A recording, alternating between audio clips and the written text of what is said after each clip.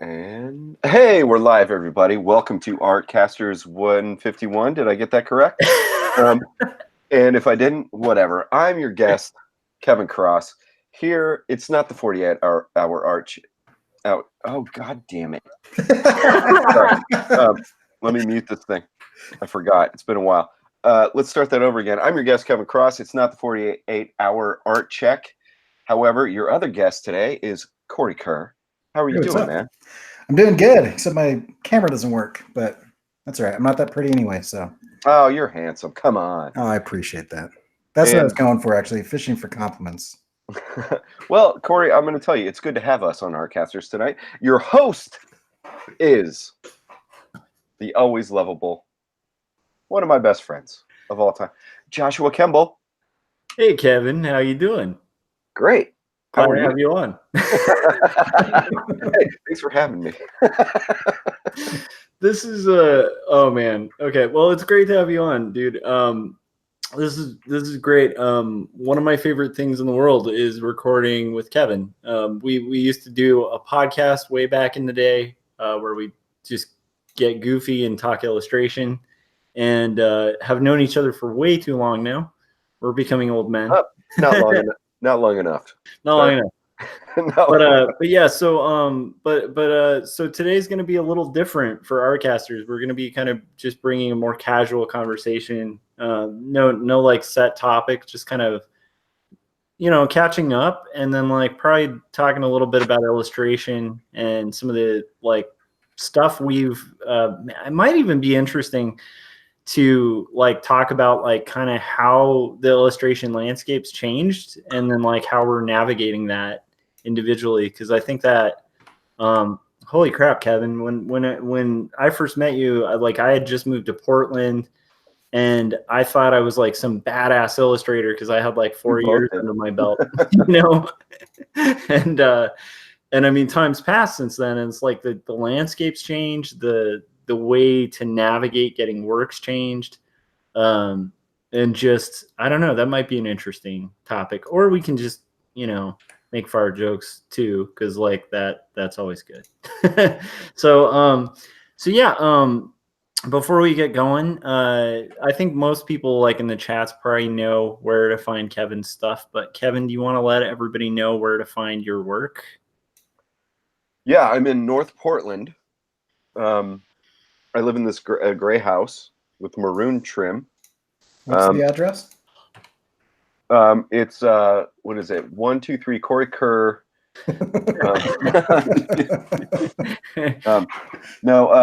So my website is still way out of date.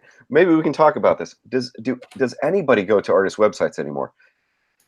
That's a good question. We don't have to answer that right now, but yeah. But where my stuff is I'm going to say kevincross.net, although there's still stuff up there from 2011 because I've not updated that for an age. But I'm planning to change that because I don't know what else to do anymore. And I'm trying to get back to doing YouTube, which is youtube.com/kevincrossart or Monkey Mud Comics, depending on what you care about. Sweet. And then Cory, where can everybody find your work too? You can find my stuff at corykerr.com, and I'm still holding on to the hope that people do go to the website. Oh, I am too. Because I don't trust the giant corporations to not just screw me over every second of the day. So that's where I'm at. And then I spend a lot of time on Twitter and Instagram and YouTube and stuff. So, and you can find all that just on the site. Yeah, I think that website thing is really fascinating. We definitely need to dip into that at some point. Yeah, so you're on my channel, you know where to find me. I just rebranded and redid my whole website on Squarespace, thanks to like Cory Kerr and Scott Zirkland, kind of just like they kind of led the way with it and gave me a lot of tips and stuff on it. Oh, I'm doing something like that too. It saves me a ton of money. So I'm excited about that too. Like it's just financially more feasible because I don't know, Kevin, if you've been having this problem, but I kept getting hit by malware. And so like my website would just suddenly become like some site in Chinese with with like porn like links and stuff, and I'm like, I'd at least like to get a cut if they're going to post that on my site. That's interesting because that's how I'm rebranding. Nice. I like it. Yeah. kevincross.com. Not com. Yeah. Yeah. Anyhow, it's pretty good. It's like I like it. It's intuitive. It was a pain in the ass to do though. And one thing that's hard to do that I haven't had to do for like 10 years, and I know, Kevin, you've rebranded way more recently than that. But like for me, it was just like having to go through all the old art and stuff and have to like parse it was really hard. And it was helpful like to have Mai just come by and be like, why do you have that in there? That sucks. And I'm like, but it was for Merrill Lynch. And she's like, yeah, but it kind of sucks. And I'm like, that was 11 years ago. I was still hanging on. Like, I mean, and this is a tip you and I used to give all the time, was like not to like cling to the job on your portfolio just because of the client. But for some reason I was doing it. The same thing where it was like, but this was for a big client. And I'm like, no, I need to show the work I like, So that took forever. And then like the longer you're at this game, like the more you have to parse through like more stuff in your portfolio. Yeah, it was a headache, but it got done. So if you choose to do it, good, but holy crap, it's a lot of work. Yeah. Yeah. But Squarespace isn't too bad. Like compared to like learning like WordPress or something like that, it's not crazy. So I definitely would recommend it. But that is a good question. Do people even use websites anymore, or are they just all like glued to social media in their bubbles? I don't know. Yeah. I don't know either. I should share the screen. I was asked, I asked the question, what should I draw? And I can only assume because of the Hundreds anthology coming out to draw a punk rock unicorn, a werewolf fighting a unicorn. I'm not looking back. Screw it. It's all in memory. And so what I'm doing is, let me share my screen here. I'm not using reference, and this horse unicorn thing looks hideous. I'm rolling with it. Going with it.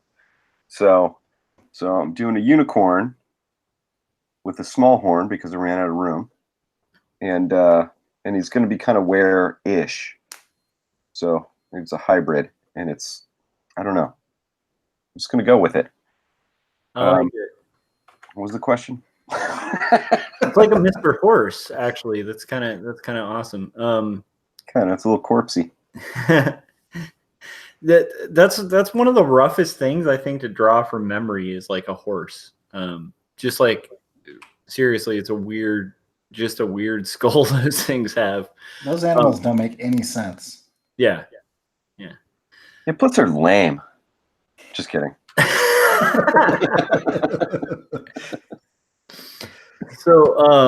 So okay, Kevin. So I want to have you as a proper guest. I want to ask you questions, but there's a lot I know. So let's talk about some stuff like that maybe it's just like recap kind of stuff. Like, what is the biggest like change you've seen in illustration like in the last like year or two?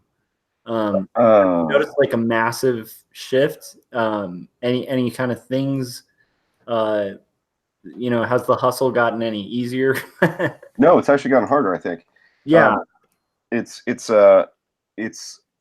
think some of the complaints we had years ago, just me and you, about it has gotten even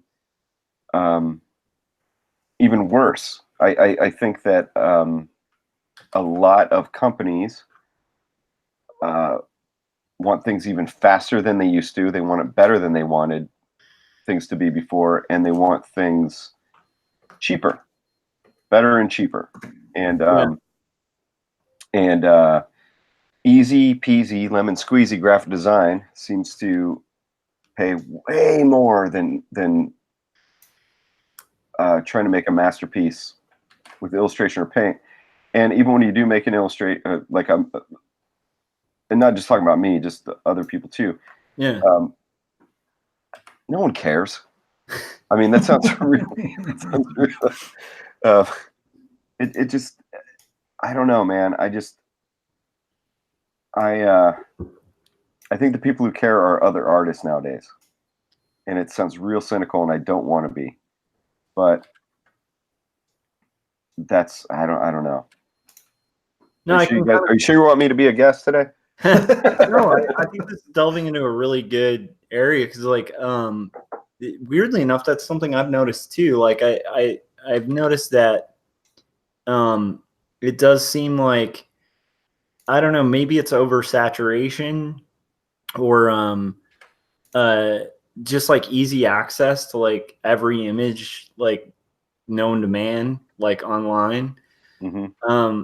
But yeah, I've definitely noticed kind of exactly what you're talking about, and I do try to remain optimistic. You know, but I mean, you know, I'm speaking, and I'm currently, like, I'm not making my primary living as a full-time illustrator. I'm art directing and mostly doing graphic design and then illustration as well, but it's like super quick and choppy illustration. And I mean, you've worked with me, so you know, like the stuff we do is not like, you know, Rembrandts or anything. It's like, it's very quick, like, you know, 30 minutes, maybe an hour, maybe like 3 hours on an illustration. So you're knocking out like 5 illustrations a day minimum. And it's, you know, it is a shift, because I do remember, like, straight out of school having, you know, like a week on a project and feeling like that was a really tight deadline. Mm-hmm. And then hearing all these nightmare stories about like editorial, which was like, editorial was insane, where it was like, oh, you're going to have to do it by like the next day. You've got like a day to work on it.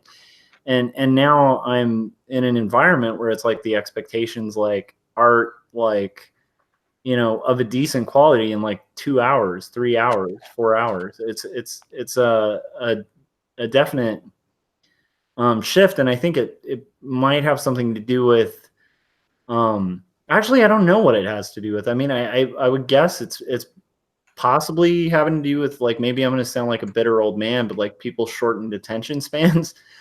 But it is weird where I think it's hookup culture. What's up? Hookup culture. Yeah, that's a fair point. Yeah. People just want to bang right now, and then don't worry about quality. Everything's greener on the other side of the fence. That's my analogy anyway. No, that's pretty salient one. Cory, do you want to be the word of optimism on this? You might be looking in the wrong place. I think here's what I think. I think it is probably way more difficult than it ever has been, for a number of reasons. But I think we've kind of done it to ourselves. If you think about it, like, the expectation is there because we have delivered. You know, and I mean, I totally agree with that. But sorry, go ahead. No, yeah, I'm just saying, like, I don't know. I've been reading several books about, like, just how we got to where we are. I mean, as an industry, just creatives in general, we have screwed ourselves so bad in so many different ways. Like, for example, the idea of pitching at all, like the fact that we have gotten to the point where we stand in front of a group of individuals who sit there and judge us and deem us worthy or not after doing a ton of work for free, of whether or not they're going to decide to pay us. Like, that is an industry standard practice that is the single most ridiculous situation I can imagine. Yeah. And it's starting to change, but like up at the upper echelon, that's still the way it is. That's still what people expect, because there are not enough agencies and creatives to just say, no, you've seen my portfolio. Either you want what I've got or not. I'm not going to do free work for you. Yeah. You know what I can do. So pay me my money, or, you know, go somewhere else. The problem is they can go somewhere else because somebody, you know, there's 5 other agencies that are charging, you know, $500,000 for a logo. And so they can eat it on 50 pitches. Yeah. And so we've kind of dug ourselves into this hole. On like a local level, though, I think it's different because we can just refuse, and I can just say, yeah, that's fine. I'm good enough to where, I'm going to do this or not, but I'm not going to do it for free and see if you like it. And it's kind of the same thing on the turnaround time. Yeah. The only reason that they can expect that is because like the culture of busy and the worship of just kind of this, go mentality, kill yourself, blow out a slip disc while you hunch over your desk for 12 hours a day to earn like a livable wage has become the norm. Yeah. And so why would the businesses that literally only run on, like supply and demand basic rules of economics, why would they be like, oh, we should go out of our way to change this for the betterment of the people who are willing to do it like this anyway? Like they're not making us do otherwise. Yeah. Yeah. So that's not optimistic. No, I'm looking for optimism here, but to me, I think that it would behoove, like, if somebody's starting out today and they want to just go straight into illustration with no graphic design skills, I would really maybe they're that 1 out of 100 that has success with it, but I would really encourage people to like really delve into graphic design, because it's one of the best decisions I think I made, was like trying to kind of diversify and like getting interested in typography and getting interested in those things. And a lot of that was just a natural progression from doing comics, because when you're doing comics, as we all know, it's like there's a lot of design to it. And then when you start unlocking the comic stuff, like it unlocks all this design stuff that to me, that'll be on a whole other thing, but I feel like a lot of illustration programs didn't really connect. So like, even though I went to like a school that had me take like a lot of graphic design courses and stuff, like there wasn't a bridge gap, like that bridge wasn't made between graphic design and drawing. And like, I think the second that bridge is kind of connected, like it opens up more possible opportunities. But it's definitely tough because, like, I find myself in a position where I've worked for like massive clients, and I know we're all in a similar position, but it's like, and I have massive design skills, but the majority of my portfolio is, like drawing stuff and illustration stuff. And so it's like this weird thing where torn between like a rock and a hard place. Even when I was like putting up my portfolio, where I'm like, how much design stuff do I show? It's an interesting place to be, because I do feel like 10 years ago, which is, makes me feel kind of old to talk about like a decade ago, but 10 years hush, youngster.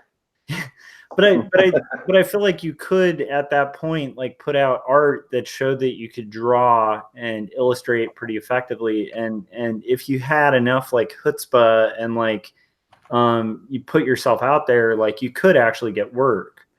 I think that, like, I don't know, I do feel like the landscape's changing a little bit with that. So I definitely kind of, I don't know. Once again, I mean, it's always changing though, right? Like, what's up? It's always going to change. Yes. But and God, I hate to be negative. I don't want to be negative. No. But can we please have it fucking change for the positive? I actually think it will. I think it will. I think. Do tell Cory, because I need to hear this. All right. So, and I don't. The problem is I don't know when, but I was just at a thing where they were talking about automation, right? And you look at like the number one employer, the number one job for males in America is truck driving. Oh, I thought it was stripper, because that's what I've been doing. No, that's a niche, man. You've got to have some skills beyond driving. But no, they asked him, they're like, hey, how long do you think it's going to take before like automated You know, cars and stuff like take over your jobs. The average answer, like that's the average, was 40 years. And then they asked people in Silicon Valley who are like making the technology that is going to replace it. And their answer was like, I don't know, within like 2 years, if we can get like Congress on board. And so here's the thing, like everything, and I know I feel like a broken record because I talk about it all this time. Everything is trending towards that. Like everything is trending towards that. And the fact of the matter is that people value, even though it doesn't feel like it, people do. Companies don't right now, but they will. People value the human touch, right?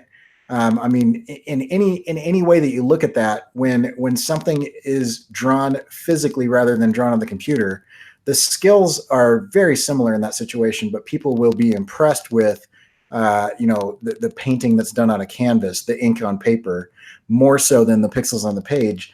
And in addition to that, you've got Adobe going out there with their Adobe Sensei, which is very literally watching every move that you make on their software and has been, you know, since, I don't know, whenever they went to the Creative Cloud, and is learning, you know, what types of moves you're making, and it will replace massive parts of the industry, and already has, right? I mean, there used to be like graphic design was broken up into like, you know, a bunch of, you had people, their job was typesetters. They literally just moved pieces of metal around to like set the type. They got replaced.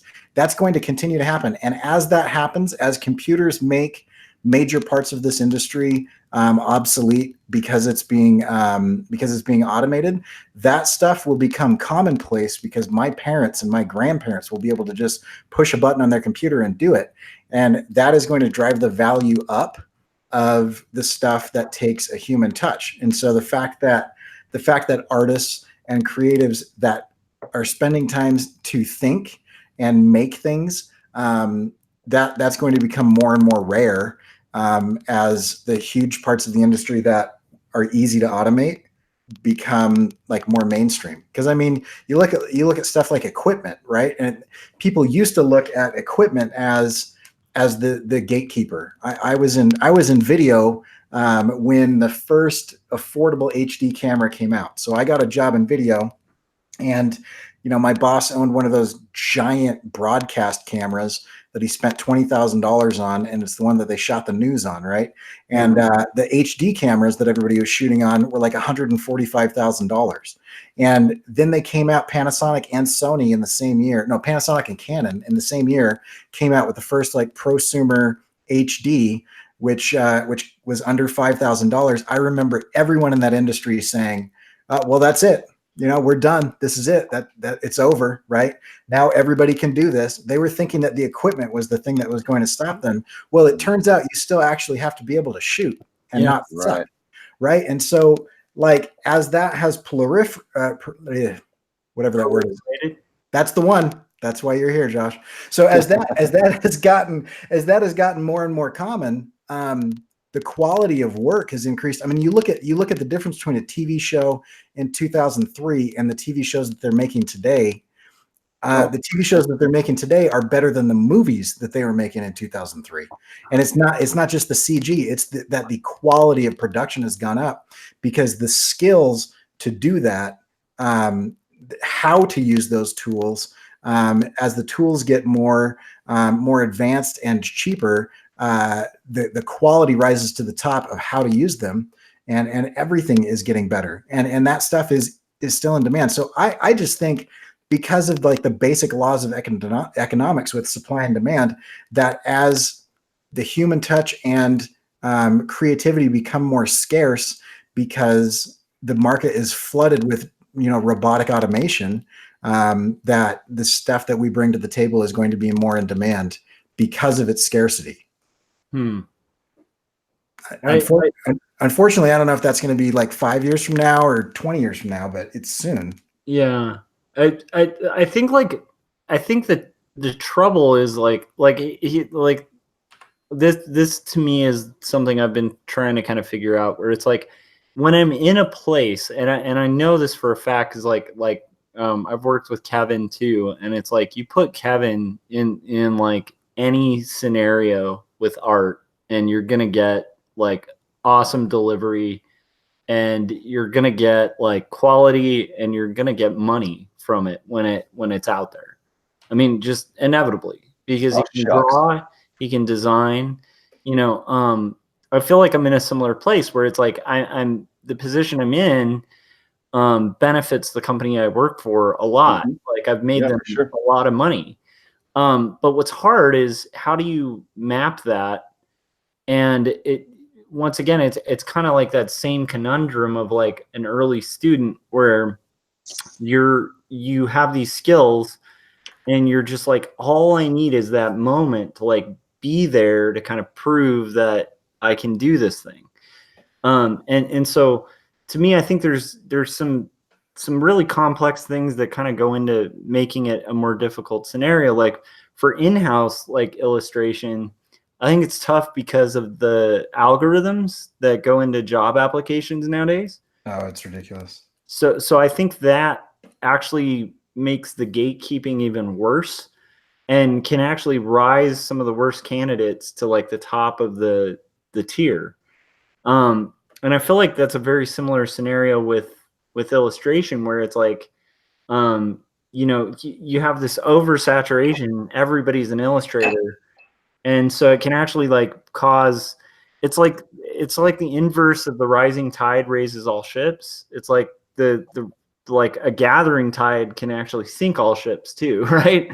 And so it's an interesting thing where I do see like a change with that, where I feel like there's so much saturation, it's so dependent on algorithms that often I think a lot of illustrators who rise to the forefront might just be better at hashtagging and yeah, you know what I mean? Like, and so I feel like it's like it's a scenario where if it seems like the corporation doesn't win because they don't get the best candidate, the corporation doesn't win because they don't get the better illustrators, and yet at the same time, I don't know. It's weird because it's also freer than ever, like to kind of post your work to get it seen. But I do think because of that, because like it's relatively easier to access. Like I feel like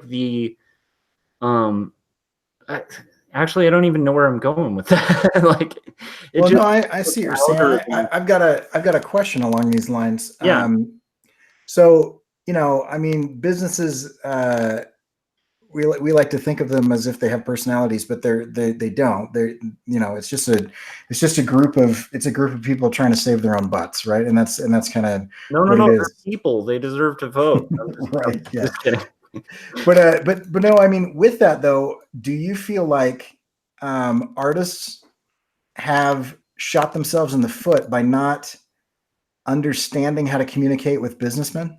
So this is something that Josh and I talked about when we did Big Illustration Party Time years ago. I remember we'd rant about this and kind of and it's almost to reiterate what you already said, Cory, about we kind of shot ourselves in the foot. From my perspective back then was that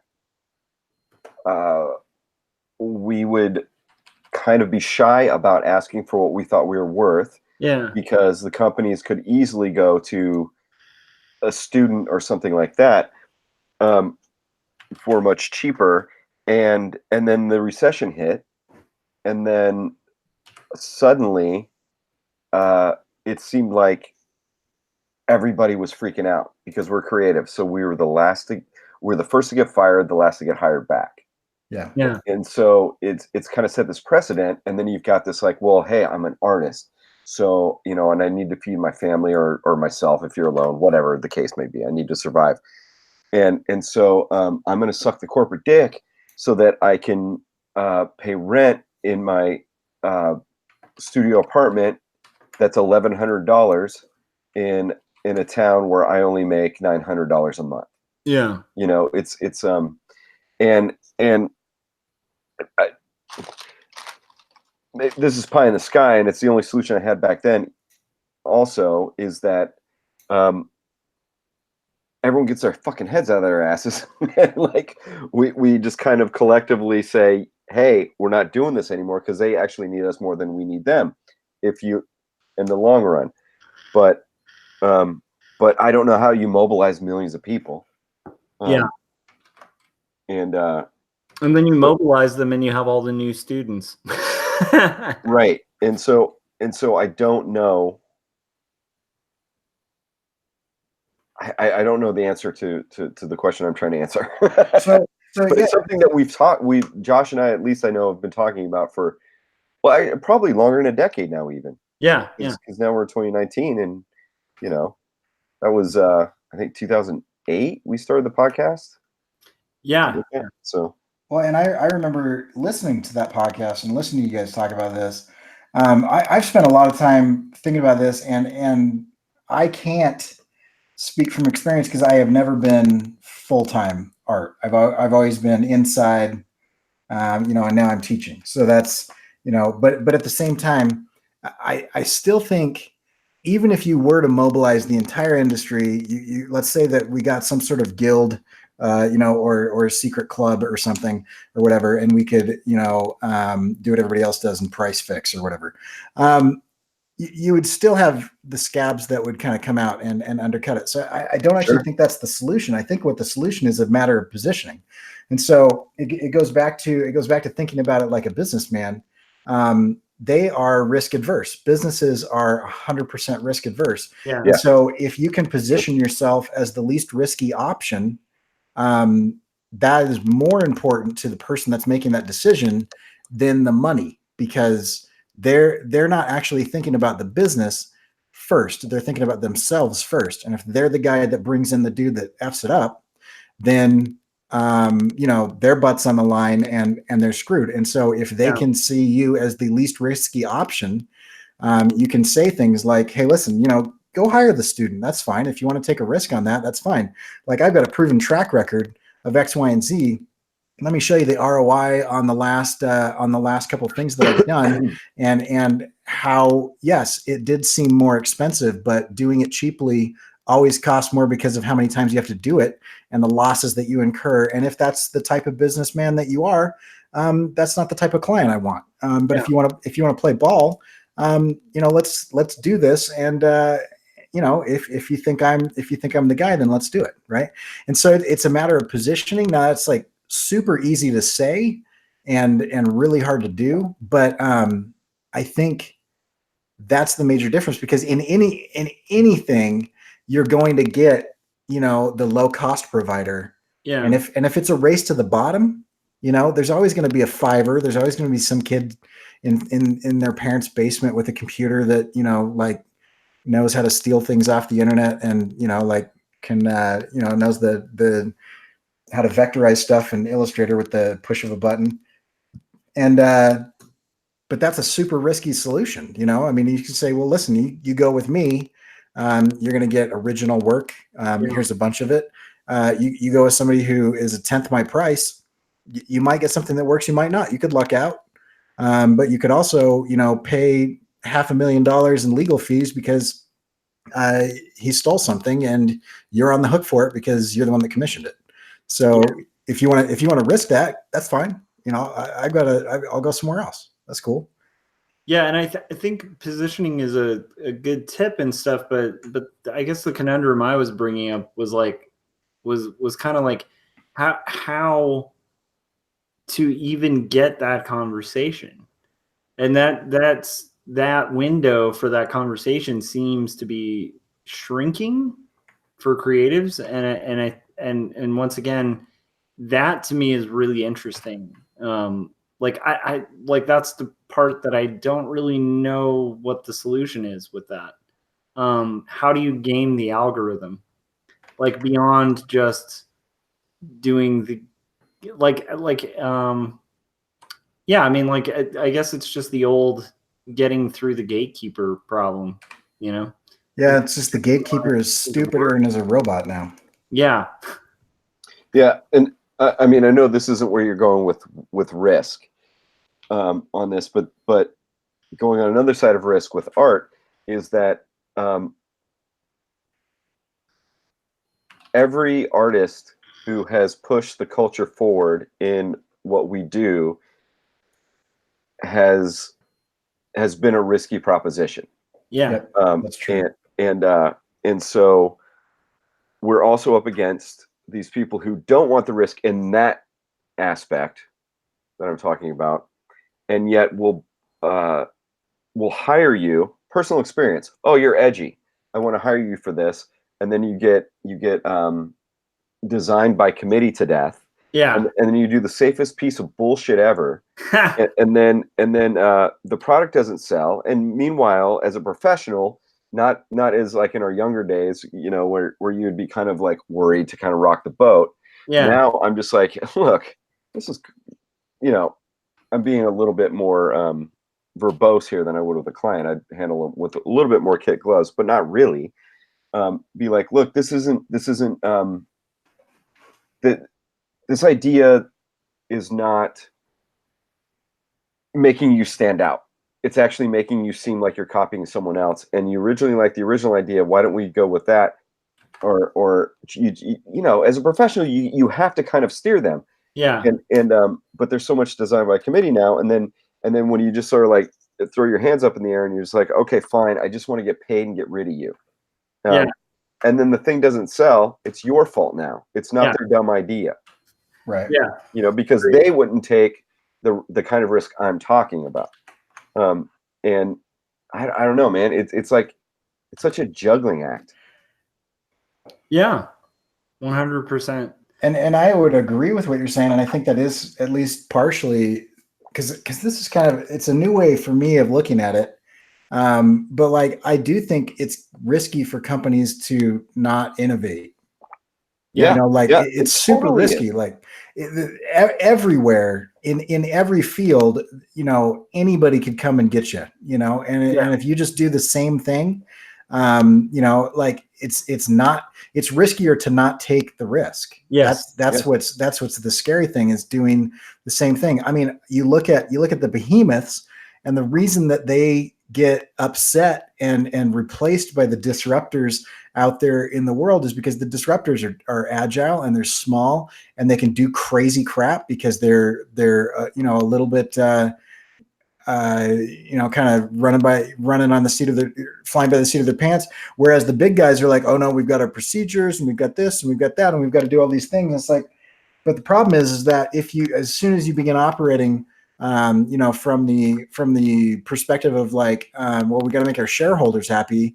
You forget about your clients who want new stuff. Yeah. We are, as human beings, like neurologically and biologically wired to crave novelty. Like that's in so many different studies, it shows that our brains, fire wildly on something new, and then you get that same thing again, and it's like, yeah, that's all right, it's cool. But you get something new again, and it fires wildly again. And so like, it's risky for a company not to take risks, because the more of the same is exactly what the customers do not want. Yeah. And actually that's a real quick trip to like complete failure for a business, because like, once again, this actually ties into one solution that I can think of with that, which is like, in personal experience, like one of the best ways to do that kind of thing is like actually make a report. And I mean like a legitimate, like take like the current scenario and just do a diagnostic of like how the business is currently faring and how much financial benefit they could possibly get from taking the risk. Because that's the one time you're usually going to get somebody who's pretty seriously business minded into a risk, is if you point out like that it's a really good bet, and that not only that, like you've considered all the possible risk. So like you were saying, Cory, they're risk averse, and yet risk is what makes any business, especially with art, like succeed. So it's like it's a hard sell, but I think that legwork of like doing an actual analytic of what risk you're asking them to take, and then not just that, like making them aware of the fact that like, hey, I'm aware of those risks, like, and I've thought about those risks, and here's what'll mitigate that. And if you can do that, then you can actually get like relatively large businesses or larger businesses to take more risk, because you're coming at them with numbers. And that's something like a lot of designers and illustrators don't like doing, but it's a good thing to be aware of, is like come at them with numbers. Because like numbers, for people who are number people, for the bean counters, you got to come at them with beans. Like if if you're talking about, you know, like the value of art or the value of concept, or like what looks cool and what looks great and what colors harmonize and stuff, you're talking in different language. Yeah. So like that numbers game is like really, I think the only thing that I've seen make that kind of change, like in corporate, is like just to like actually have full out stats on like, here's what your competitors are doing. Here's here's what here's the stats on how effective what they're doing is. Here's why what they're doing is better than what you're doing, and here's why I can make you be that, like that better thing. And that's a good thing to tell them. Like, here's why this company is outperforming you. Yeah. Then those motherfuckers. Sorry, I'm cussing a lot tonight. No. Those folks are like, that scares them. Yeah. Yeah. And rightfully so. Because move or die. You know what I mean? Yeah. Like, there's a million MySpace-esque stories where it's like, if you kind of sit dead and just are like, we're the biggest thing, like you're screwed. Like, right. Yeah. And like, but it's weird because that is such a, it's still a tough thing to navigate. Like I had to do a portfolio review like a month ago at like this thing I was invited to, and I'm still weirded out why I was invited to it, but I was invited to it to just like review portfolios, and it was mostly you're a badass professional. I don't know, but it was mostly photographers, right? And I was like, I don't even really hire photographers, and so it was the weirdest experience. It was cool because I met some illustrators there that I might use, that do styles of work that like we rarely use, but sometimes we do. But what was weird was being on the other side of the table and just viewing all these portfolios that like I just can't, I actually can't use. And these are people who like paid to be there, and it gave me a real reality check of like being on the other side of that table. It's just a hard hustle. And these were all like a lot of photographers. And I think illustrators have been hit hard, but imagine photographers, like in the age of like Instagram, where literally everyone has a camera, Yeah. And thinks they're a photographer. Well, and that's why I keep going back to creativity, because taking an incredible HDR landscape shot anymore isn't hard. Like literally right. The computer in my phone will decide the best settings to be able to do that situation. And I've even seen this, and it hasn't permeated the market yet, but it will, where there's like cell phone enabled hot shoe mounts for DSLR cameras. You just put it right on there and you point it at something, and it will go out and it will search the internet and find the highest ranked photos of compositions that are similar, and then it will adjust your lens and exposure settings for you, right? And so the fact of the matter is, if you are doing more of the same, and you're expecting your prowess with the equipment to carry you, you're missing out. That's the baseline to come to the ball game. But beyond that, you actually have to bring the creativity. So like, you can't just do that. You have to say, okay, so, like look at painting, this is the same thing. Way back in the day, painters were paid because cameras didn't exist and we wanted pictures of people. And so, they do that. But then all of a sudden cameras came out, and what did painters do? Well, a lot of them starved to death. And then the other ones were like, okay, well, let's come up with some new stuff that this medium can do. And, like you look at Picasso, you look at Jackson Pollock, you look at a lot of those guys, and like they were a reaction to the ability to that their craft got automated by this machine. Yeah. And so if you're a photographer, well, what can you bring to the table? Yeah. That my phone can't do. That's what's going to get you work. Yeah. Can you composite something? Can you come up with an interesting way to communicate that uses the camera, but in a way that that I haven't thought of or that I can't do with an app? Yeah. Because that's the humanity that's gonna bring you work. Otherwise, literally, there's an app for that. So I don't need a super expensive person. Yeah. Yeah. So concept is kind of king still. Is kind of the gist of that. Like where, like the concept you bring, like the idea is very valuable, but it's rough. Like I was saying, because of the algorithms, to get anything highly conceptual through the algorithms into the hands of these these people, myself included, right? Even like I said at that event, I saw a lot of brilliant photographers with great concepts, but like I was the wrong guy for them to be like showing their stuff to, because like I don't hire photographers, and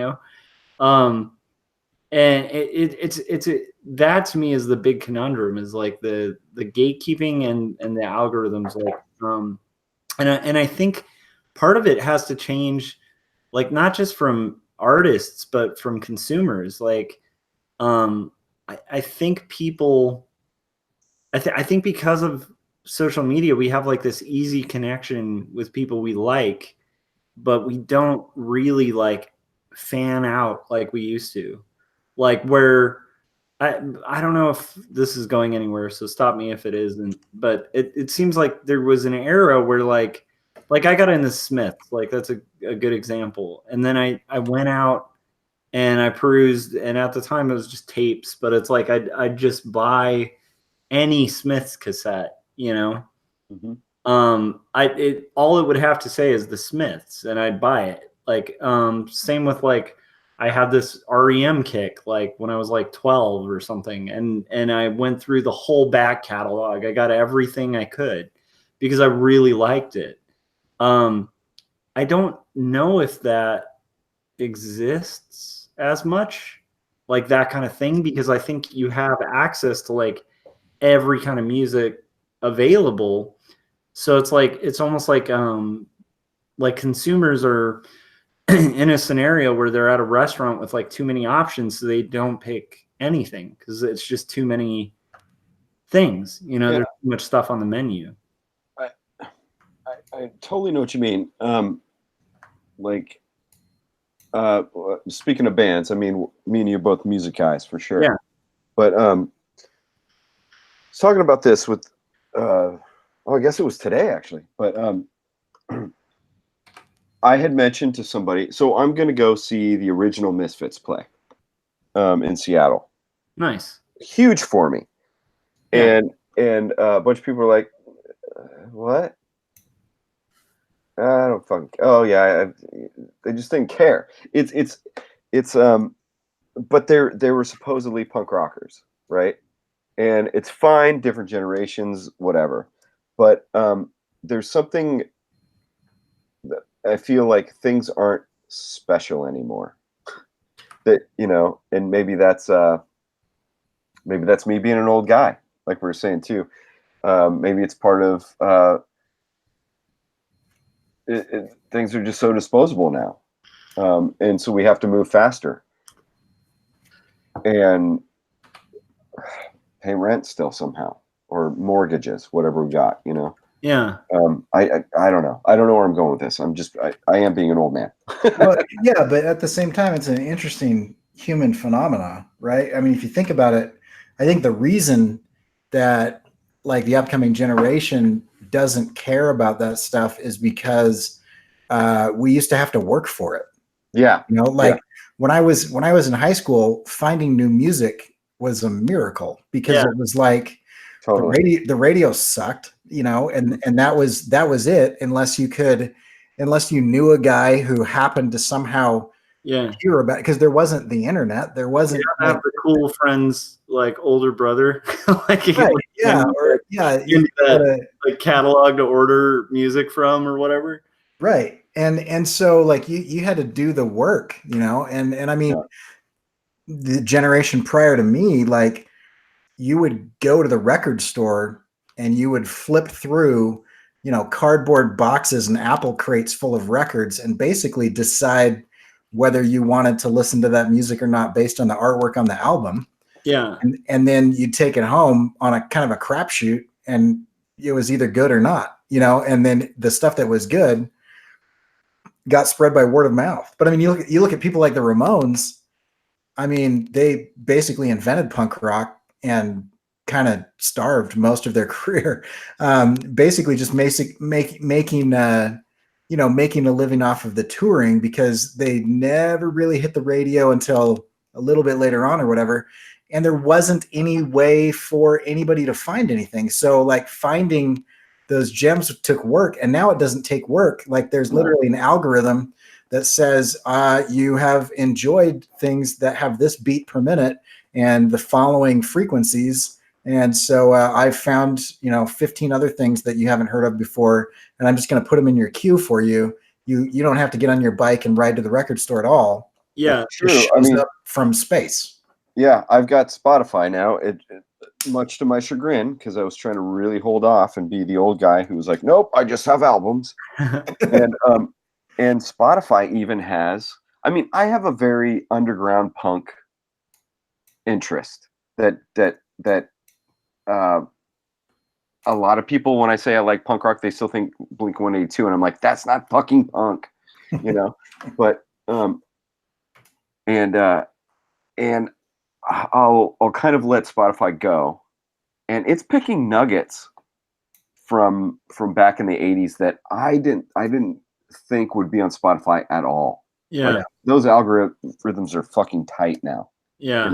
It's like I listen to JFA. I don't know if this means anything to anybody right now, but just the fact that it's obscure. I listen to JFA, and the next thing they're pushing is Die Kreutzen, and I'm like, what? Who knows this besides me and two other people? It's crazy.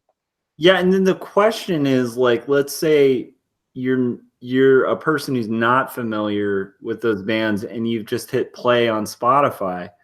Is there anything about that on the playlist that captures you like it would when you go to the record store and like the guy who's the aficionado is like, oh, you dig this?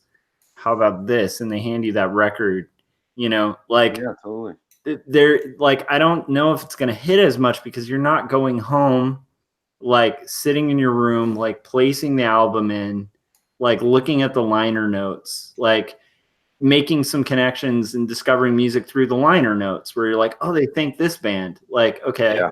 So like there must be some connection with this band. And like now it's like even that hunt to like be like, why did they think this band? Is there a connection? Now it's like, even if you were to like go that far, you could just go on Wikipedia and see the connection and go down the rabbit hole for a day and forget about it the next day because you're on to the next rabbit hole. It's interesting to me. I think part of it has to change with like the consumer, where I think people need to go back to being fans, like legitimate fans of stuff.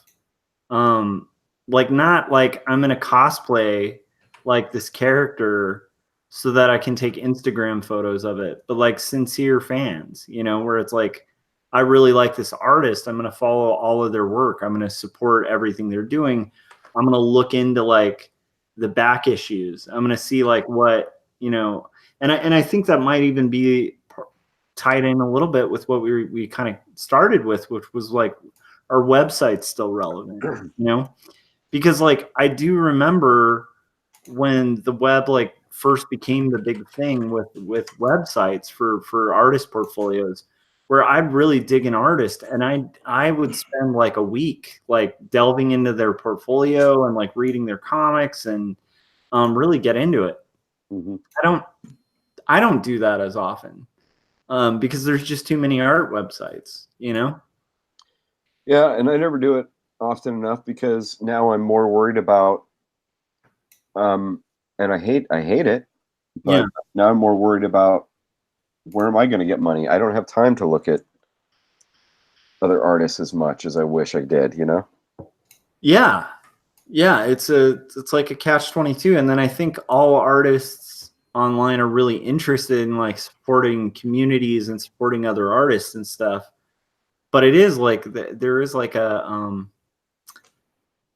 it's like an oversaturation. It's like, you know, a really good Spotify playlist where it's so much good stuff that it can actually be overwhelming, and you may not connect like you would with like a single album like presented to you. You know, it's a fascinating thing, and I want to have like some optimistic outlook. I do think it touches, like, the optimism on it does touch, I think, on some of the stuff Cory was talking about with, like, I still think concept rises above. I still think when companies do take risks, you know, and they pay off, like it's an exponential amount compared to companies that don't take any risks. The problem is that then all the other companies, they learn the wrong lesson from it. Yeah. Like every time somebody does something vulnerable, real, authentic, and truthful, people look at it and they say, "Oh, they used the color pink, so now everything's got to be pink." Yeah, I mean, it didn't have anything to do with pink at all. It had to do with the fact that they decided to be humans for a second, and everybody connected with that. But that's not what the bean counters understand. They see the forms and they miss the underlying like guts and muscle. Like, make those forms move. Successful. I think we need to make something with sex violence that takes place in the medieval era, but with like fantasy creatures. That's what makes it successful. Like, so let's do that. And then they're like, why the thing we just spent a bunch of money on bomb? Like, and you can go back to, like, I vividly remember this. Like, remember right after Pulp Fiction came out? Do you guys recall that? Like, all the Pulp Fiction knockoffs that came out? Like, there were like 1 million just crappy versions of Pulp Fiction released after Pulp Fiction that were like a studio exec's version of that's why this was successful. Yeah, gangsters. Okay, so we're gonna have some mobsters and they're gonna have real foul language, and we're gonna have Dick Dale surf music in the background, and they're gonna talk about Burger King. It's gonna be great. Yeah, that's why that was a successful movie. Clearly.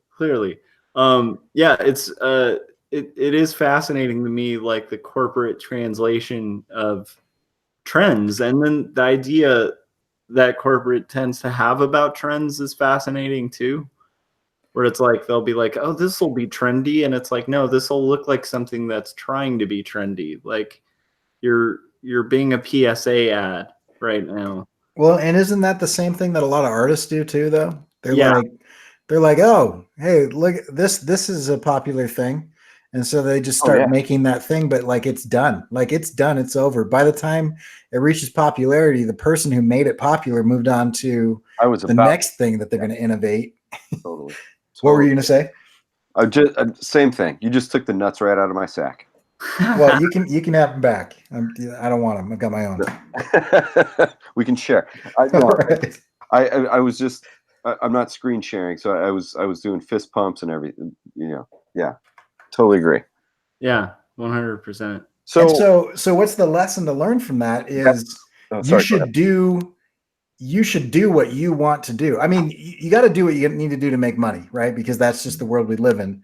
But then on your personal projects. Dan Stiles is a great example of this. I was at Adobe Max, and he was talking a couple years ago, and he talked about this concept of self-plagiarization.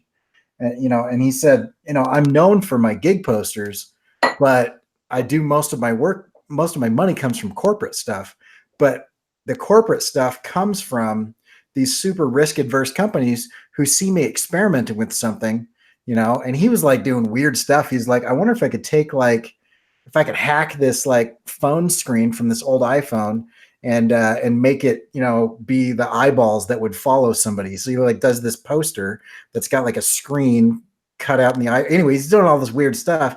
And every time he does something weird, some company comes to him and goes, hey, could you do that? But like change it to be our colors and then put our logo on it. And he's like, yep. And so, this idea of like making what you want to make but not making what you think is going to work, that's huge. Like that whole idea of authenticity, you know, I mean, who's to say that, you know, something like, you know, I don't know, MailChimp sees Monkey Mod and just, you know, goes to Kevin and says, hey, you know, would you like $250,000 to just like keep doing this thing? And we'll just put like MailChimp on the back of it, you know, because that's like what you actually like. It's not like the car ads that want to run Ramones now that they're cool, you know. Oh my gosh. The fact that car ads for luxury vehicles are playing the Ramones is the most tone deaf situation I could imagine. Well, I'm happy for the remaining Ramones for that. Oh, me too. I don't It's about time they get some money, you know. Like, no, Tommy's dead. The only and he's not even an original Ramone. He might as well be, but Marky Ramone is basically the only one. Yeah, Dee Dee's gone, Johnny's gone, Tommy's gone, everyone's gone. But I mean, you think about like what the Ramones were about, and then you take that and you're like, let's take this and use it to promote luxury cars. Yeah, no, it is pretty disgusting. I mean, I do hope somebody like from the family of those people is benefiting. Like I'd hope. I hope they're getting that you know, Bill Finger money, you know, like that finally Bill Finger's relative is getting. Anybody who's not hip to that, like look into that. But Bill Finger. Yeah, and I'm not saying that I don't want anybody to make money. I'm glad they're making money. I just think from a branding perspective, that is the biggest self-own. Like you don't understand how foolish you look. I mean, tone deaf was probably the perfect thing to say for that. Yeah, that is good. So like to me, the thing that I'm actually kind of, from what you were saying before, Cory, like that I think might tie this a little bit to like a solution. I was gonna hope we can get to something like that. Yeah. So I was realizing like we're being guilty of the same thing. We're kind of criticizing businesses that don't take risks are. Like we are businesses. We've harped on that for like a decade now, but like as an illustrator or an artist, you are a business. And like tying into what Cory was saying about like playing the safe card of like, well, this will lead to success. Like this thing's trending, so I'll draw this. Maybe this thing will hit. Approaching things with that mentality, just like a business, like you will inevitably kind of be in the same rut as the business that won't take risks and then hires risk takers, right? Yeah, so, I kind of want to hit on that for just a second. Yeah, go for it. What Cory was saying is I've gotten several jobs based on mini comics that I've done. Yeah. And of course, this also kind of goes back to what I was talking about earlier, where they're like, hey, we want to hire you for this like edgy thing that they see as edgy, whatever that might be. And then they kill it. And then it becomes just, they could have hired anybody. Yeah. But on occasion, it doesn't happen. I had a very good job for Lamborghini for a while where they were like, and it's always the people who pay you the most too. Yeah. I'll tell you this, that are like, you do you. You know? But best clients. But what Cory was hitting on, and I think this might feed into part of the solution here that we're talking about a little bit is, you know, seriously, do your own thing, because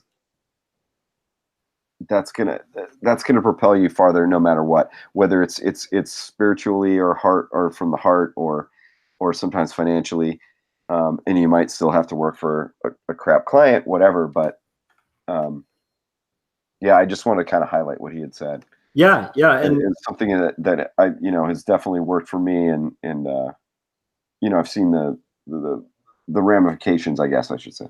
Yeah, 100%. My own experience too. Like I have never really had massive successes from the bigger clients I've had. Like that's never been the stuff that's gotten me work. The stuff that's gotten me work is like, I'll think of something really stupid and funny that I want to draw, and then I draw it and put it out there, and then I get hired to do that.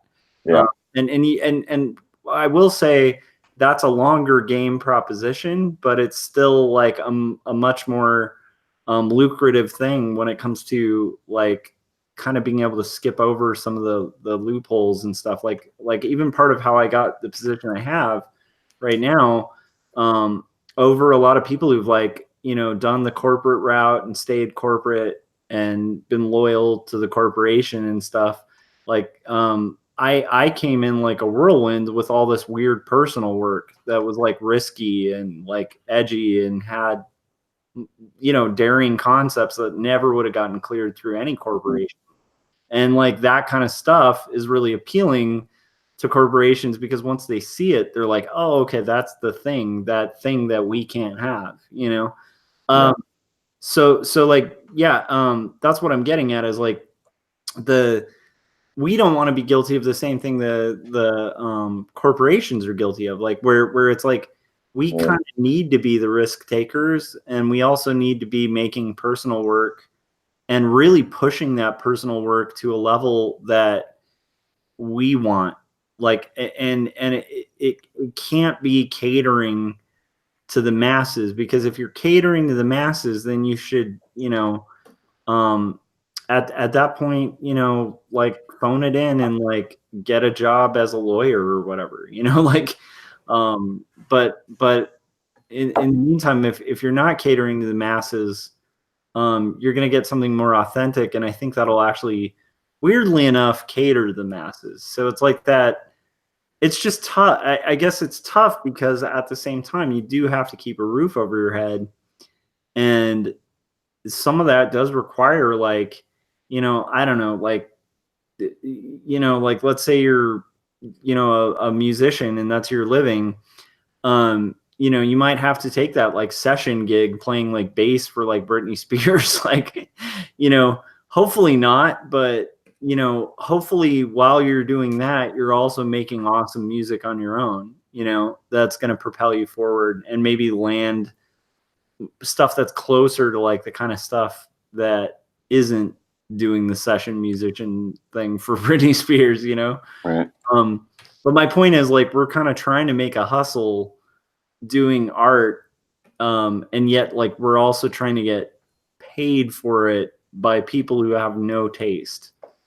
And so it's like it really is a matter of like the only way you educate those people and move the ball forward is by like by doing things that are really kind of like not expected and not intending to be unexpected. They're just authentic. And I think that that's a model we've all been doing. It's just a hard road. Like it's a hard road because you will look around. And I think this is where I really dislike the algorithm, because the algorithm often will reward someone who's like, oh, hamburgers are popular today. I'm going to draw a hamburger and post it on Instagram and 5 billion likes, you know? And so you see these instant rewards happening for people who are kind of placating the masses. It is kind of hard to stay authentic, you know? Question: what is the status of Monkey Mod? Well, you'll find out that in issue 2. Currently, he's married and he has a child. But yeah, it's pretty close to being finished. But I think what we're talking about here is how hard it is to be an illustrator, and it's pretty fucking close. But I have to keep taking dumb jobs. Sorry to derail the. I don't know. That's good. Actually, let's talk Monkey Mod a little bit. So how is Monkey Mod going, Kevin? It's been a while. So how's that going? It's good. It's so close to being done, but it's like, I mean, I've always struggled with like Patreon and stuff like that, because it's like, and if anyone wants to give me shit, feel free, because it's like, in order to do what a lot of people do who are successful in there, it's a full-time job, and I'm just not making enough, even in freelance stuff. Yeah. But I still am working on Monkey Mod and have not stopped. I kind of have this, and I kind of how do I say this? I kind of have thought about this for the past couple of years, where I used to be very. I think with patrons, it's fine to be very upfront and everything, but I used to be way more upfront with what exactly is going on, and I think I kind of fell into like a well, I just told you where I'm at, so I feel fine where I'm at. I don't know if that's right. No, that kind of What am makes. I trying to say? It's like when you're not supposed to tell someone your story, kind Yeah. of thing, in a way. And so for a while there, I'd be like, I don't want to tell you what page I'm on, because then I'm going to think about what page I'm on, and then it's going to be harder to get to the next page. Yeah. You know, it was like a psychological thing, but it's super close. I'm working on filling in some of the graphic design elements, which I'd finished previously, but I was things were contingent on hearing back from some patrons, because I'm doing some kind of stuff to make the comic kind of retro feeling, and like a letters page and things like that. So, Nice. so I'm filling in those elements. I got a flatter, not a full-fledged colorist, and so That's bad. things are moving pretty good, just not as fast as I want, obviously. And yeah, issue 2 is God, I can't wait to get I can't wait to get to issue 2, because it's That's so exciting. it's already I don't know. I don't know where to go with this. I want to know where, like, so let's say I'm interested in Monkey Mod and I want to like get on this Patreon. Where do I find your Patreon? It's just patreon.com/Kevin Cross, just my name. Cool. All right. And like, I think you're gonna be like, that's the way you get access to Monkey Mod. So if you guys aren't on that, you should be on that. I'm sure most people in the chats probably already are, but yeah, I mean, I have to do an update, because I did I might have my my eyes might have been too big for my stomach, but I saw Jason Brubaker did this pledge drive, and it seemed kind of cool. And I know I'm not as popular as him by a long stretch, but I thought, like, well, there might be enough to make this pay off. I'm going to do a pledge drive, because it was always supposed to be kind of, mostly just for patrons to get the progress, and then eventually just get the kind of single issues. yeah. And then so I did a pledge drive, and it gave that much of a shit. So I don't know. So I might see if I can do like some kind of Patreon exclusive, and maybe do some Kickstarter with the patrons. We'll see. Because ultimately, what I want to do is have it kind of feel like old spy and detective stories, where you do get a full story, which you can't really flesh out an espionage or detective story in an issue, I don't think. Yeah. Maybe someone like God, what's his butt? The guy who did Nick Fury. Why can't Steranko? Maybe Steranko could do it, but I'm not Steranko. Get long-winded. And but anyway, yeah, it's real close to getting finished. It's just being able to spend more time. Yeah. It was, when I started Patreon, well, now it sounds like I'm making excuses, so I'm just gonna shut up. No, I kind of relate, because I've been talking about quarterly stories for like ever now, and it's getting closer and closer to finished. And actually I'm kind of curious, because like I'm starting to have like moments of just like, what, like it's weird to be at that almost done point. So like, is that a weird place to be for you? Like like for me, it's been really strange. Like not bad, just Well, I was having kind of a anxiety. moment where I was talking to the flatter, and I was like, how does one issue take 4 years? And he goes, well, you went through a divorce. It was easier when you had someone else watching your kid. Yeah. and stuff like that, Yeah. And and I was like, oh yeah, I know, but I'm not the only one who's gone through that kind of stuff. But it's just, yeah, it takes longer than I want it to.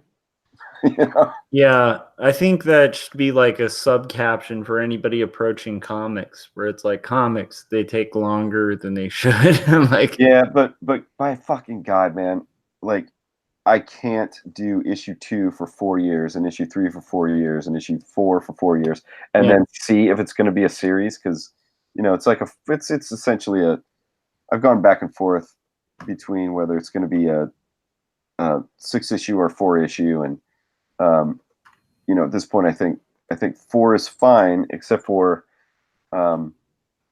that's kind of the end of this case, but it's not the end of the story or the character. And and already I think people are probably like, oh, I don't give a fuck anymore. It's taking you too long. no, I tend to be on the side of like, I think there's a lot of anticipation for it, because I think you have a good group of people who are kind of have your back and are rooting to see it. So like, I actually think like, the cool thing is when it comes out, it's going to be done right. So like, that's something to be said. Yeah, I just wonder if the interest is still there, because Yeah. it's taking so long. Yeah, I'm So sure. I understand it if it's not, but and I think like one of the challenges, is you sit alone in your room at your drawing table with your thoughts for so long. It becomes more of a narrative of what you think is going on when most people aren't thinking about it that much. It's not like I'm on Patreon as a backer, patron, or whatever you call that, and I don't sit here at night and go, well, where the heck is Kevin Cross? Why hasn't he finished that thing? It's like, it's not a thought. But when I see you do stuff, I'm like, hey, that's legit. I like it. I'm excited. I get excited again. But then I go about my day. You know what I mean? yeah. And so I don't. I can speak for myself. I don't think anybody's sitting there. If anybody is out there like me, sitting there just pissed that you're doing it right and you're taking your time, and you've got life is hitting you and stuff like that. Because I don't think and this isn't going to come across right, but I don't think you're that important in other people's life. I don't think anybody is that important in anyone else's life to like. No, that's what I mean, that comes across totally correct for me. Yeah, and I mean the fact of the matter is, like, as a fan and a reader of your work, I can sit there and, like, when it shows up, I'm excited, and then when it doesn't show up, I don't notice because I've got other crap going on. Well, that's good to hear, because mostly all I see is oh, there's another person gone. You know what I mean? Yeah. No, that also makes sense, because like we're just kind of naturally built to sort of focus on, like, if like 100 people in a room are just like, this is amazing, and one person's like, that kind of sucks, you're like, how do I win that guy? Like, you target on the, like, it's like playing a gig, like, and Kevin, I know you're playing music again live and stuff, which is cool. But like, one good thing to just be motivated at a show is just find that one asshole who's not into it and just try to get them into it. Like, you find the one guy who's not moving and you're like, I'm going to make you move at some point today. You're going to move. Like, and that can be like really cool, but it can also be really destructive, because you can miss out on like a whole room full of people who are like digging it. It's just the one guy who's just not moving, and you're like, you asshole. Like, like, that's the one person you're going to focus on. Because I think as creatives, we're wired, like, we want to kind of entertain people, and we at our heart, like, we really do want people to like what we're doing. So right. Like, we've got these stories, and time is finite, and I'm in my later 40s now. Yeah. You know what I mean? Yeah, and those thoughts come through where you're like, I've invested, like, that's the anxiety I get filled with this book, where I'm like, man, I've put in like a lot of years on this book, and And it's like, by the time it's done, like, is anyone going to care? And then, like, did I just waste, like, 5 to 6 years of my life, like, doing this stuff? Like, there's all sorts of weird anxieties where I'm like, like, if I kickstart it, will it get through? Like, if it gets through, is it going to be printed cheaply? Like, there's a million things. And I, like, for me, I just have to, like, focus on, like, well, let me at least finish the work. Cause, like, it does tie back into that thing we were talking about, where it's like, at the end of the day, what do any of us gain if we don't? Like, you know what I mean? Like, meaning, like, we kind of started this road, like Monkey Mod is something I think, kind of you want out there. And so it's like, you've done this much work. So at this point, it would kind of behoove you not to do it, because, like, then you've got a guaranteed result, like, whereas at least there's a shot, like, and I think with Monkey Mod, a really strong shot of it, like, at least fulfilling some of what you want for it, Yeah, I just want to write badass detective and spy stories and make them silly, obviously, because it's a fucking monkey. But yeah, I guess I'm maybe I'm also more, I don't know if it's insecurity in general, but maybe I'm just kind of like, I'm sick of issue 1. Yeah.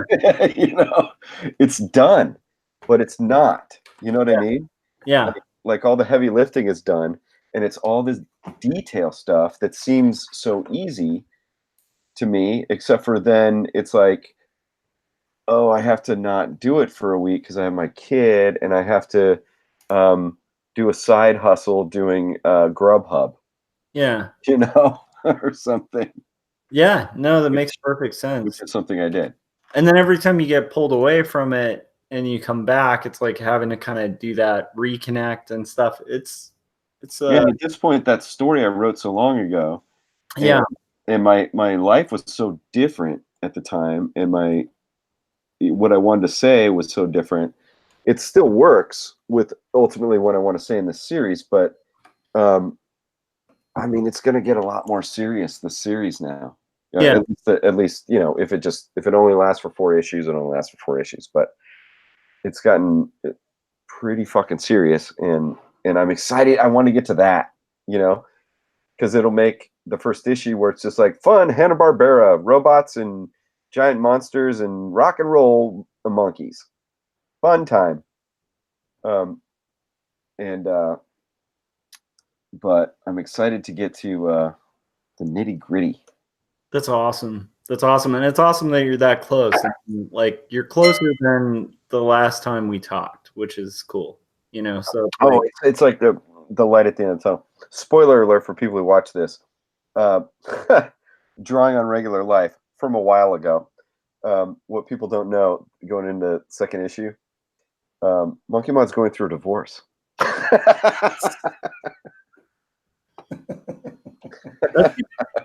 Dude, that's good material to mine too. That's great. How are you going to be a fucking spy with a kid and go through a divorce? Fair point. So, and I think at this point, I'm definitely fine with my divorce, and now at this point. So I think there'll be moments of darkness from what I remember, but there's also should be a lot of good comedy in there too. Oh yeah. So I love the Wernicorn. That's pretty cool. Yeah, it's pretty rough, but I'm excited that I'm not getting any lag, and I think what I'm probably going to do is save it as is right now, and when I come on the show again, I'm just going to continue to keep painting it until it's something that looks okay. I love it. So okay, so I'm trying to wrap this up with a bow. Good luck. And pretty negative, but I do think, like, one of the things that, like, Kevin, you and I, like, connected on this a lot. We're not really big fans of, like, bullshit, and so, like, one of the things I like, and I think did us well when we were doing BIPT, and has kind of stayed with us for a while, is like, we're not the illustrators who are going to be like, live a rock star life. Like, we tend to be pretty real about like sort of the illustration world and like graphic design. And I don't think any like, I don't think Cory, Kevin, or myself are like the type of people who like to like kind of front and pretend that that you know, that the industry isn't what it is, at least for us. And we can only speak from our own experiences, but so if it got dark, like, you know, I mean, some of that is the industry. So it's like, at least as we know it. And but like, to me, I think the takeaways that we have from this are pretty cool, which is like, I think it's pretty important for all of us to be making like personal work, and trying to like pursue that thing that's outside of money, because I think that's what drew us to punk rock. Like, there was plenty of music out there that made a lot of money that like we weren't interested in, you know, like, and there still is, and but there's something great about just the sound of like somebody just playing, and like maybe they aren't like shredding, and like there's some aficionado who knows like every note on the scale. Maybe they're like a 16-year-old kid who just bought a guitar, and like there's something beautiful about like the stuff they're making. So Steve Vai is one of the most boring artists out there. Yeah. Oh my God. Thank you, Cory. Yeah. Fuck. Music, rock and roll music, I don't think should be math. It should come from your heart and your crotch. And Steve Vai is geometry. Yep. Boring. And it's fast geometry. It is. And once you know what? I can fuck real fast, and that comes right from my dick. Where am I going with this? Sorry, guys. I said I was going to get this out. Rock and roll. Yeah. So like, I do. No one's listening anymore, right? Yeah. Well, no, I think a lot of people are listening. I hope so. Kinda. I wish I didn't say words. Say. I'm gonna have to have another one of these when we're done. Dude, I do think like Steve Vai is a really good example though, because like I can't stand Steve Vai, but there's a bunch of people who like respect him. He makes a ton of money. Like, the guy, you know, buys guitars that cost more than our houses. I mean, I respect him. I just don't enjoy him. No. Huge respect, but at the same time, like, that never drew me or connected to me. And like, what does connect to me is more just authenticity and like that thing that corporate can't push out. Because I can totally see corporations pushing out, you know, a Steve Vai or like a really polished musician who's had all the education and all the right stuff. To me, like, the interest has to lie in that other stuff that then corporate kind of catches up to. And so like, that to me is a big takeaway from this, is like, I think we have to stay true to our roots as illustrators and as artists, and remember what it is that we got into this for in the first place. The other thing is, like, the algorithm, we don't necessarily have a solution, except we do have this like awesome community in the chats. And like, that's just something maybe all of us as artists, like, we gotta help each other on projects that we believe in, like, meaning like Kevin's doing Monkey Mod. I believe in Monkey Mod. You should support Monkey Mod. Like, we should make this stuff happen, like, beyond just words. And then, I don't know, Cory, you're so much more eloquent. Do you have any other like way to kind of wrap this bow up with like some takeaways that people can have? Yeah, here's the thing, right? Money isn't real. It's like this weird delusion that we have agreed to as a species to all like just play along.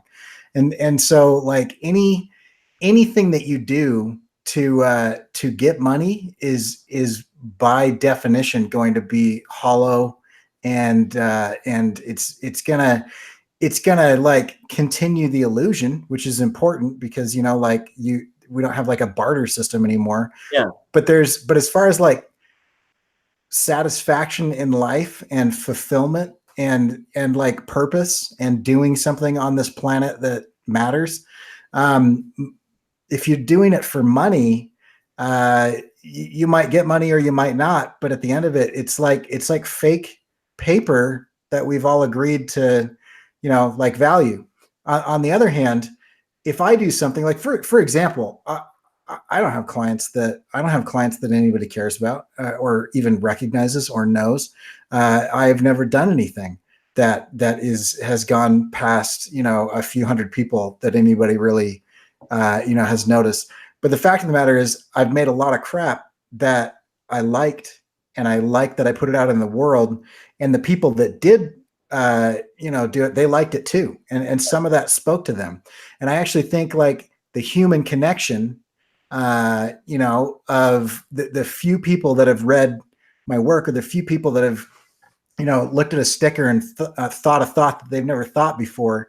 That's huge. Yeah. That I mean, that if you think about that, that can affect generations. Let's say that I do I do a sticker design, about a topic that I feel, deeply about, something like government surveillance or whatever. And somebody thinks about it, and it changes the way that they behave, and changes the way that they talk. And then they talk to their kids about that thing, and they talk to their friends about that thing. And then it changes the dialogue.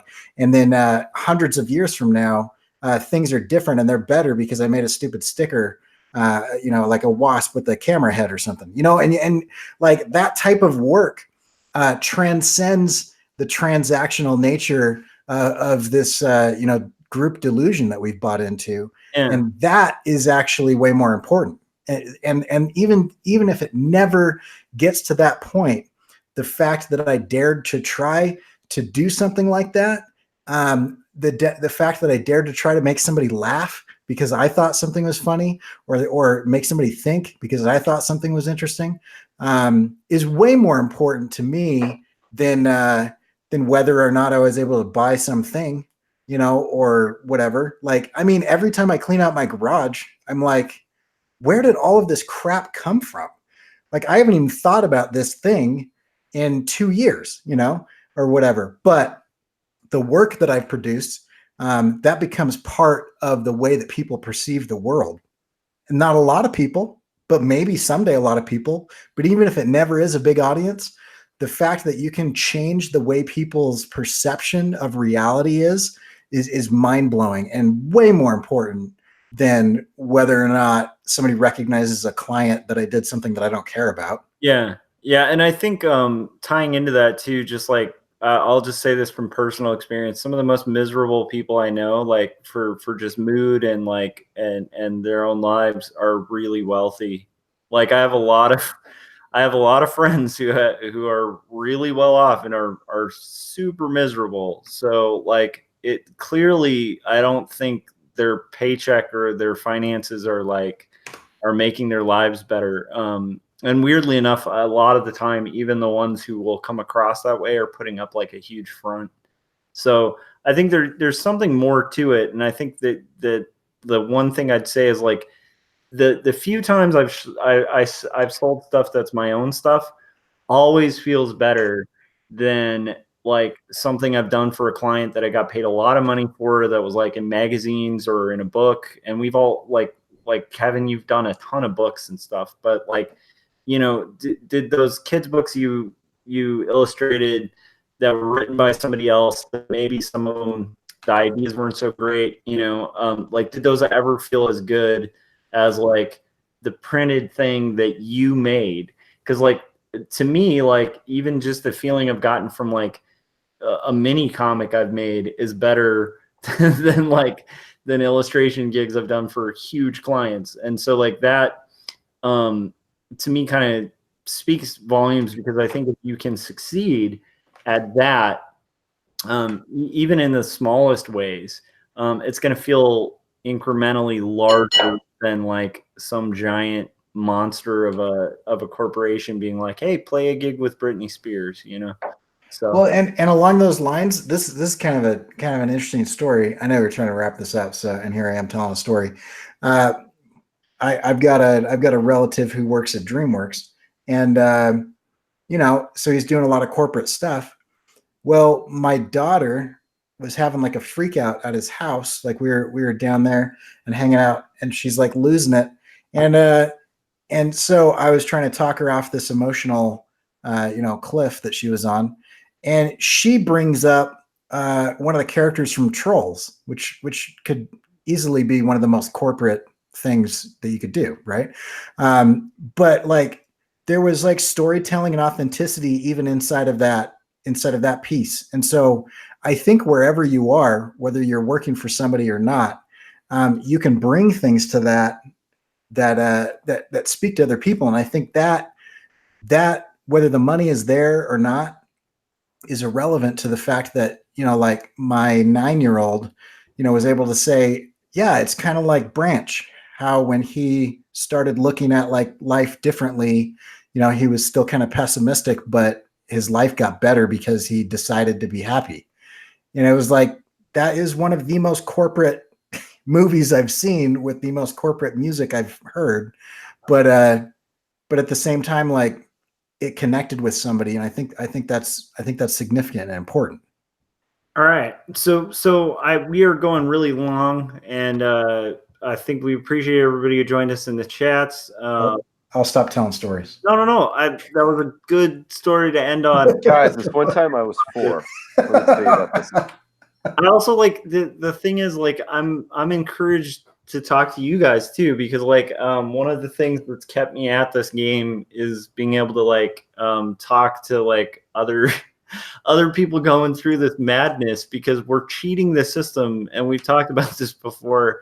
But it's like every moment that we're managing to eke out even $1 to like draw stuff, we are cheating the system. And it's kind of neat to talk to other people who are kind of like pulling that off. And like, to me, like, hey, if we can pull that off even for a day, like we're winning, I'll take that over being an accountant any day. So, and I have been an accountant, by the way. Really? Yes, I have, for a travel agency. That's in the 90s. Yep, that's what I did before I went to art school. Well, aside from playing in bands and going on tour and blah blah blah, but my at-home job was a bookkeeper and accountant for a travel agency. That is like my go-to example of like the soul-sucking job. Is it like that? Well, let me tell you this, Cory.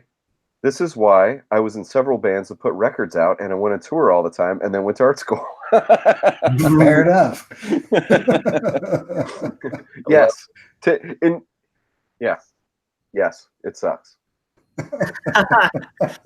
All right, so there's another takeaway. Accounting sucks. But if you really love accounting, I think we envy you, because like you can make a ton of money. Yeah, that's true. Yeah. All right. I made more money back then. Yeah, I have. Oh man. Okay, well, I'm gonna have to call it because we've gone for a while. So. Oh wait, I have this anecdote. Oh no! Give more anecdotes, because I'm still planning on hanging out a bit after. Anyway, no, I'm just joking. Okay.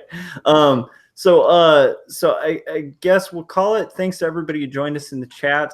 Cory, thank you for subbing in. Scott, we miss you. I hope you're doing badass at that convention in Arizona, and we will see you guys next week. And Kevin, thanks for joining us. Hey, thank you.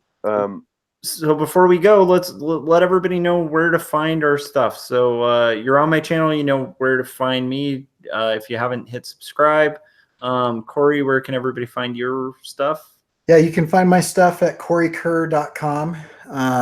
I've been told it's a very crowded, gallery-heavy website. So if you like images of things, that's the place to go. corykerr.com. And you can see me on YouTube every Monday and Wednesday at 9 p.m. California time, either on my channel or Josh's channel, talking about all the crap that stops me from doing things. I love it. I like that you said California time, not Pacific time, because as a Californian, not living in California anymore, we're awesome. Yeah, it's true. Yeah. And it really is California time, because if California ceased to exist, I'm sorry, that's that whole time zone. Like we are the time zone. All right.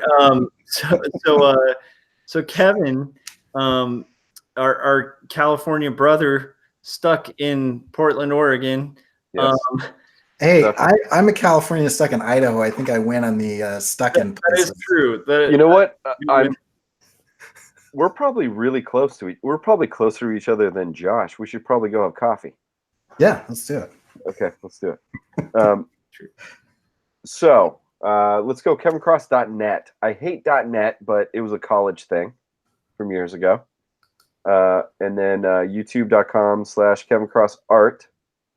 And yeah. Cool. Yeah, and like Kevin's the godfather of the hundreds too. So like if it weren't for Kevin, we wouldn't even have this anthology that we're all making comics for. So Kevin, thanks for that, and thanks for coming on, and we will see you guys all next week. Goodbye. Later. See ya.